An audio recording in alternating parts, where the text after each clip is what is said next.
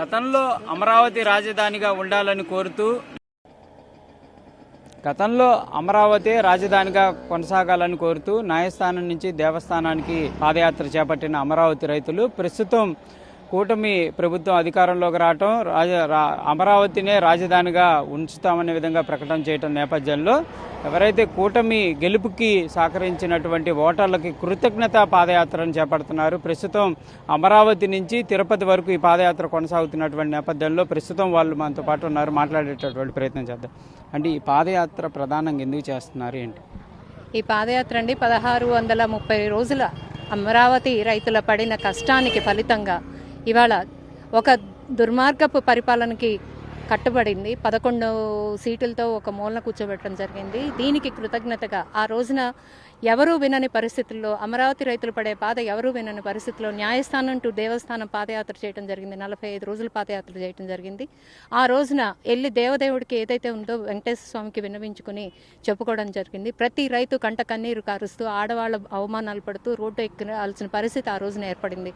5 సంవత్సరాల చెర నుండి ఇప్పుడు బయటపడేసిన ఆ దేవదేవుడికి కృతజ్ఞత పాదయాత్ర చేస్తూ కాలినడకన వెళ్తూ ఆయనకు కృతజ్ఞతలు చెప్పుకోవాలని అనుకునే అమరావతి రైతులందరం బయలుదేరాము. నేనైతే అమరావతి రైతుని కాదండి, నేను సపోర్టర్ని. నేను ఆ రోజున కూడా ఇదే 45 రోజులు పాదయాత్ర చేయడం జరిగింది. ఈ రోజున కూడా వాళ్ళతో కలిసి నేను అడుగేయటం జరుగుతుంది.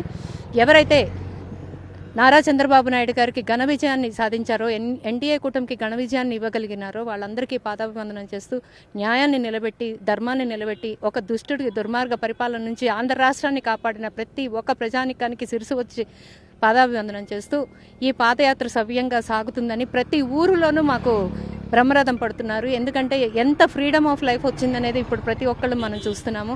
ఊపిరి పీల్చుకుంటుంది, రాష్ట్రం ఊపిరి పీల్చుకుంటుంది, రైతు ఊపిరి పీల్చుకుంటున్నారు, యువత ఊపిరి పీల్చుకుంటున్నారు. ఈ అభివృద్ధి పదంలో తప్పకుండా నడుస్తుంది. డెఫినెట్గా దీన్ని నారా చంద్రబాబు నాయుడు గారు అంతకుముందు ఉమ్మడి ఆంధ్రప్రదేశ్గా ఉన్నప్పుడు తన మార్క్ ఎలా అయితే పెట్టుకున్నారో ఈసారి కూడా అదే మార్కు తోటి డెఫినెట్గా అభివృద్ధి అనేది ఏంటో చూపిస్తారు. విజన్ 2020లో ఆయన ఎంత సక్సెస్ అయ్యారో అలాగే విజన్ 2045లో కూడా ఆయన అంతే సక్సెస్ అవుతారు. డెఫినెట్గా నారా చంద్రబాబు నాయుడు గారు అంటే ఏంటో రాష్ట్రం మర్చిపోకుండా రేపు అభివృద్ధి ఉండబోతుంది, పరిపాలన ఉండబోతుంది. దీనికి కృతజ్ఞతగా ఆ దేవదేవుడికి ధన్యవాదాలు తెలుపుకుంటున్నాము. ఆ థ్యాంక్స్ చెప్పుకోవడం కోసమే వెళ్తున్నామండి. Thank you. అంటే మీరు చెప్పండి, గతంలో కూడా పాదయాత్ర జరిగింది న్యాయస్థానం నుంచి దేవస్థానానికి. అప్పుడు ఒక బాధ, అంటే నిజంగా అమరావతి ఉంటుందా లేదా అనేటటువంటి బాధలో చేశారు. ఇప్పుడు ఒక ఆనందంలో చేస్తున్న పరిస్థితి. రెండింటి మధ్య ఎట్లా అనిపిస్తుంది? చాలా సంతోషంగా ఉందండి. ముందుగా మీడియా మిత్రులకి, రాష్ట్ర ప్రజలకి, ఓటేసి గెలిపించిన రాష్ట్ర ప్రజలందరికీ ధన్యవాదాలు తెలియజేసుకుంటున్నాము. ఆ రోజు మా బాధలో కన్నీళ్లకు తోడుగా మాకు యావత్ రాష్ట్ర ప్రపంచం మా తోడుగా నిలబడింది. మీడియా మిత్రులు నిలబడ్డారు. అందరికి ప్రతి ఒక్కళ్ళకి ఈరోజు మళ్ళీ వెళ్తూ పాదాభివందనాలు తెలియజేసుకుంటూ ఆ దేవదేవ సన్నిధికి ఏ రోజైతే మేము ఆ రోజు మొక్కున్నామండి, చాలా కష్టాల్లో బాధల్లో మాకెవరూ మాకు తోడుగా నీడగా నిలబడేది కనిపించలేదు. ఇంకా ఏమైపోతుంది ఈ ఆంధ్ర రాష్ట్ర పరిస్థితి అనే బాధల్లో మేము ఆ రోజు మొక్కుకోవడం జరిగిందండి. ఆ ప్రత్యక్ష దైవమైన వెంకటేశ్వర స్వామిని, తండ్రి నాయన ఆంధ్ర రాష్ట్ర పరిరక్షణ, ఆంధ్ర రాష్ట్ర భవిష్యత్తును బాగు చేసే నాయకుడు కావాలి మాకు. ఆ నాయకుడు వస్తేనే రాష్ట్ర భవిష్యత్తు బాగుంటుంది, పిల్లలకు ఉపాధి ఉద్యోగ అవకాశాలు వస్తాయి. అలాంటి వ్యక్తిని నిలబెట్టుకోవాలనే ప్రయత్నంలో ఆ రోజు మేము అనుకున్నామండి. రాష్ట్రాన్ని గెలిపించే అదే పరిస్థితిలో ఈ రోజు రాష్ట్రంలో మొత్తం యావత్ ప్రపంచం సంక్షేమాలు కాదు ముఖ్యం, ఆంధ్రప్రదేశ్ అభివృద్ధికి మూలాలైన ఏవైతే వస్తాయో వాళ్ళు ఆ నాయకుడిని గెలిపించుకుంటేనే మన రాష్ట్రం బాగుపడుతుందని రాష్ట్ర ప్రజలందరూ నమ్మారు. కాబట్టి ఈరోజు చంద్రబాబు నాయుడు గారిని గెలిపించుకోవడం జరిగిందండి. కూటమి అభ్యర్థిగా నిలబడ్డ పవన్ కళ్యాణ్ గారికి, మోదీ గారికి ప్రత్యేక ధన్యవాదాలు తెలియజేసుకుంటున్నామండి. అందరికీ ప్రతి ఒక్కళ్ళకండి, రాష్ట్రం యావత్ ప్రపంచానికి కూడా, యావత్ రాష్ట్రానికి కూడా మేము ధన్యవాదాలు తెలియజేసుకుంటూ ఈరోజు తిరుపతికి వెళ్తున్నామండి. ప్రధానంగా చెప్పండి, ఎన్ని రోజులు సాగనుంది పాదయాత్ర? ఎప్పుడు లోపు చేరుకునే అవకాశాలు? మేము మినిమం 15 రోజులు అనుకుంటున్నామండి. మా వాళ్ళు జెంట్స్ ఒక 13 మంది ముందు వెళ్ళారు, వాళ్ళకి 13 రోజులు పట్టింది. అంటే మేము లేడీస్ కదా, ఎంత నడవగలమో మేము ఊహించలేము. మినిమం 25 కిలోమీటర్స్ పెట్టుకున్నాం ప్రస్తుతానికి. నడవగలిగిన వాటికి నడిసే దాన్ని బట్టి మేము అప్పుడు. ఎలా ఉంది మీ పాదయాత్ర ఇప్పుడు సాగుతున్నటువంటి నేపథ్యంలో? మీ ఏరియా నుంచి ఇప్పుడు ఈ ఏరియా వరకు వచ్చారు, ఎట్లా ఉంది మధ్యలో అంత రెస్పాన్స్? గతంలో కూడా మేము నడిచామండి. గత ప్రభుత్వం ఉన్నప్పుడు మాకు ఉండటానికి అకామిడేషన్ కూడా ఇవ్వనీయకుండా చాలా రకాల హింసించారు.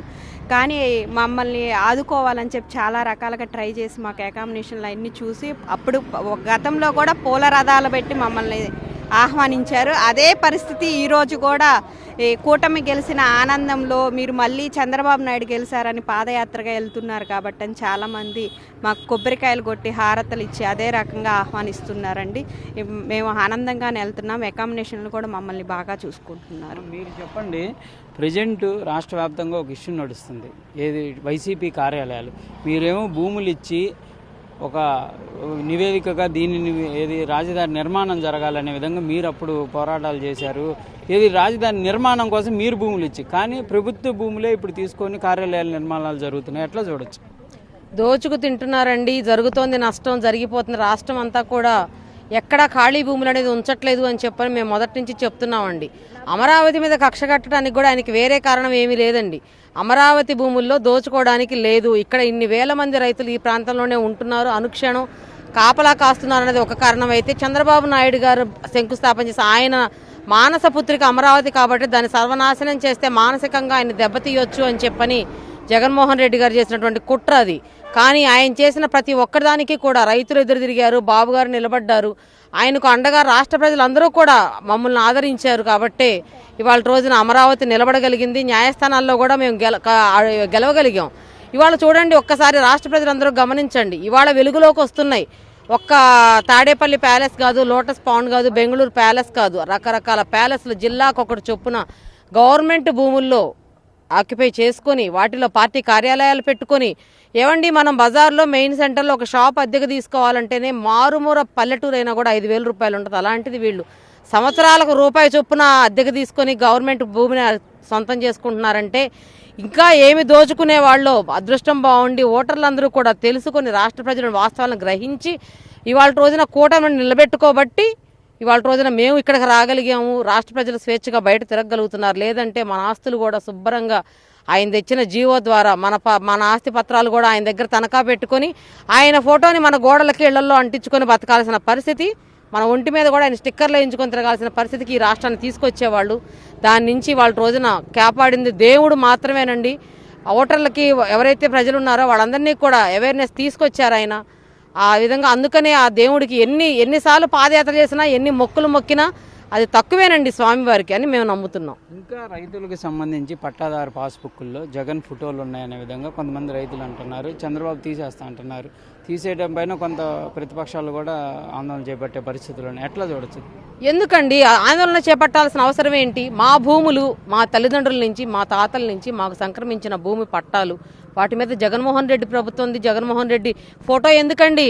వాళ్ళ ఇంట్లో తగిలించుకోమనండి. ఎన్ని ఫోటోలు కావాలో అదిగో ఇడుపులపైలో వాళ్ళ నాన్న ఉన్న దగ్గర నుంచి, ఆయన ఉన్న దగ్గర నుంచి ప్రతి ప్యాలెస్లోనూ ఆయన ఫోటోలు తగిలించుకోమని అంతవరకు వాళ్ళ కుటుంబ సభ్యులు సంతోషంగా చూసుకోమనండి. మా ఆస్తి పత్రాల మీద, ప్రజల ఆస్తి పత్రాల మీద, ప్రజల ఆస్తుల మీద ఆయనకేంటి హక్కు? ఆయన ఫోటో ఎందుకు ఉండాలి? మేము సూటిగా ప్రశ్నిస్తున్నాం.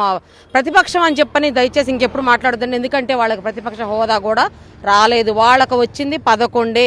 మా ఉద్యమాన్ని ఎన్ని రోజులైతే మేము నడిపామో కూడితే వచ్చే 11 నెంబర్ ఆయనకి మిగిలింది. మాకు అనిపించింది, అరే ఇంకొక 10 రోజులు ఎలక్షన్ కనుక ఇదేనట్టయితే మా ఉద్యమం ఇంకో 10 రోజులు జరిగేది, ఆయన శుభ్రంగా 5లోనో 6లోనే ఉండేవాడు. దేవుడు ఇలాంటి స్క్రిప్ట్ రాస్తాడని మాకు తెలవలేదే అని వాళ్ళ రోజులు మేము ఫీల్ అవుతున్నాం.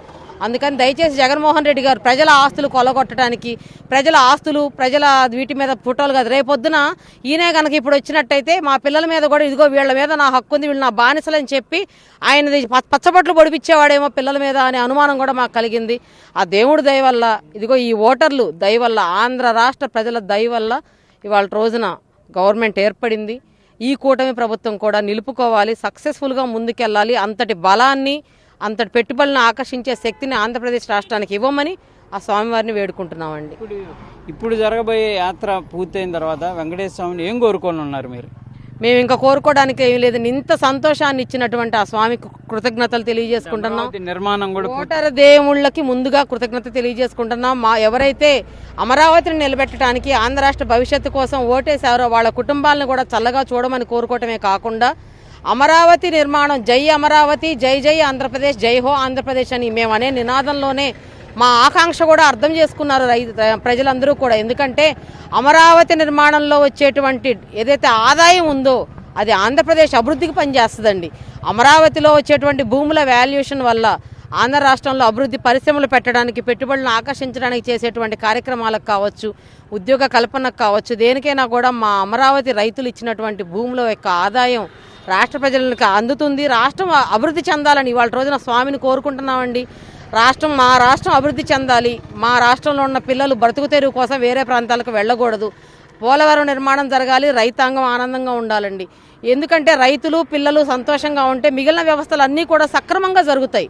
కుటుంబ వ్యవస్థ బాగుంటుంది. పిల్లలందరూ కూడా కుటుంబాల్లో నిలబడి ఉంటారు, కుటుంబాలకు దగ్గరగా ఉంటారు. తల్లిదండ్రులుగా మాకు అంతకంటే ఏం కావాలి? మా పిల్లలు మా దగ్గర ఉండి సంతోషంగా కళకళలాడుతా రాష్ట్రాన్ని చూసుకోవాలనే మా ఆకాంక్ష నెరవేర్చు స్వామి అని చెప్పని మేము స్వామివారిని అడగటానికి వెళ్తున్నామండి. ఆ దేవదేవుడు ఆశీస్సులు మాకు మెండుగా ఉన్నాయని మేము నమ్ముతున్నాం కాబట్టి తప్పకుండా అది కూడా తొందరలోనే మనం చూస్తాము. ఇహ నుంచి అమరావతి రైతుల నోటి నుంచి కూడా జై అమరావతి, ఇదిగో అమరావతి ఇది కట్టారు కదా, రాష్ట్రంలో ఇదిగో ఈ పరిశ్రమ వచ్చింది, ఇంతమంది పిల్లలకు ఉద్యోగాలు వస్తున్నాయి, ఇదిగో పోలవరం అయిపోయింది, రైతులకు నీళ్లు వస్తున్నాయి, పంటలు పండుతున్నాయి, కళకళలాడే పచ్చని పంటలు, ఇలాంటివే మేము వినాలనుకుంటాం. ఈ 5 సంవత్సరాలు మేము విన్నవేవి కూడా మాకు ఇంకా గుర్తు రానట్టుగా ఈ పరిపాలన సాగాలి. ఆ స్వామి ఆశీస్సులు కావాలని కోరుకుంటున్నామండి. Thank you. ఇది ప్రధానంగా అమరావతికి సంబంధించినటువంటి మహిళా రైతులు కూడా తమ యొక్క ఆశాభావాన్ని వ్యక్తం చేస్తున్నారు. తమ పాదయాత్ర అనేది 14 రోజులు సాగొచ్చు, 15 రోజులు సాగొచ్చు, కానీ పూర్తిగా అయితే పాదయాత్ర అయిన తర్వాత వెంకటేశ్వరుని ఒకటే కోరుకుంటాం, అమరావతి నిర్మాణం అనేది సజావుగా సాగాలి, రాష్ట్రంలో ప్రజలందరూ కూడా ఆనందంగా ఉండాలనే ఒక కోరుకుంటాం. దాంతోపాటు ఇదంతా కూడా ఈ యాత్ర అనేది ఓటర్లకి కృతజ్ఞత తెలపడానికే సాగుతుందనే విధంగా కూడా చెప్తున్నటువంటి పరిస్థితి. కెమెరామ్యాన్ సిద్ధుతో సాయి శంకర్, గుంటూరు నుంచి. For more videos like this, subscribe Big TV channel.